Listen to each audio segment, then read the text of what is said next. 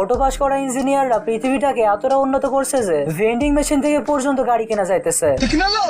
But এই গাড়ি কিছুক্ষণ যাওয়ার পরই গাইস এই মালে আবার অতিরিক্ত স্পিডে গাড়ি চালাইতেছিল, এজন্য রানিং অবস্থাতেই পুলিশ এসে চালান কেটে দেয়। এমনকি রাস্তার মধ্যে বিচার হওয়া শুরু করে।